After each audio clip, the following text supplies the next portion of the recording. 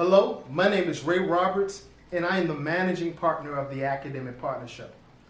First of all, I would like to thank you for taking the time to spending some time with me talking about micro-teaching.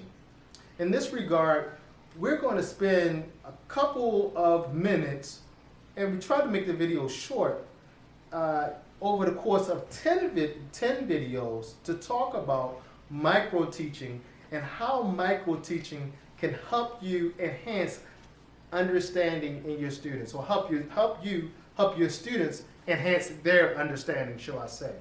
So in that regard, we have a couple of objectives and outcomes that we're looking to accomplish.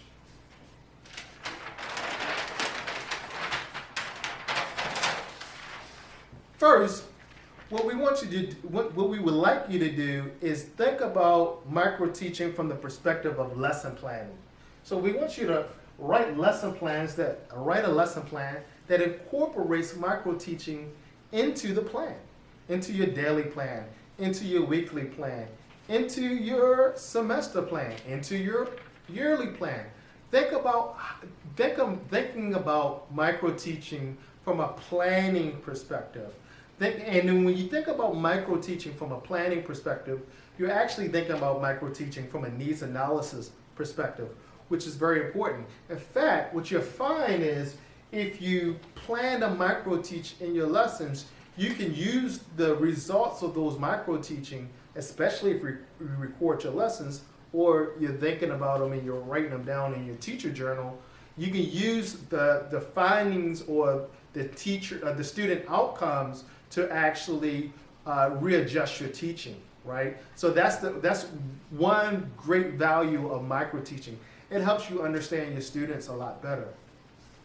Secondly, and actually, the outcome that we really want to really address here and influence here is teacher as planner, right? We want you to be able to plan and have a planning mindset, right? So we're using micro-teaching as a methodology to get you to think about teacher as a planner.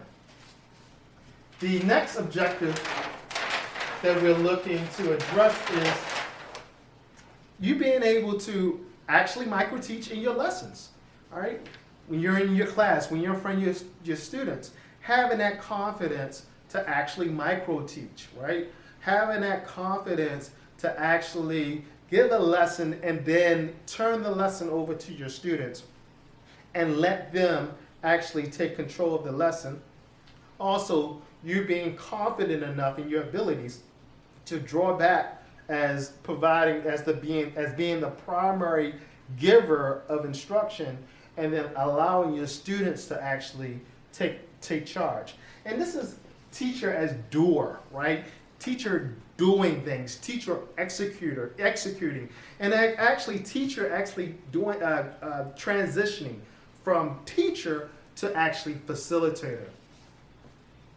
The next objective we're looking to address is actually reflection, having you to really reflect back on your abilities, what you have done, right, via the submissions that you will turn in on the WhatsApp group and the Zoom call, the submissions that you may talk about in the Zoom call.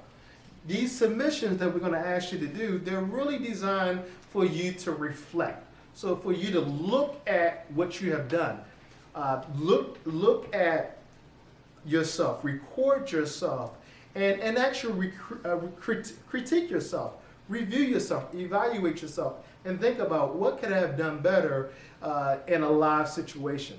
What can I do better next time? Teacher as thinker, teacher as reflecting. This idea lends us to the belief of continuous improvement, always improving what we do, understanding that what works today may not work tomorrow.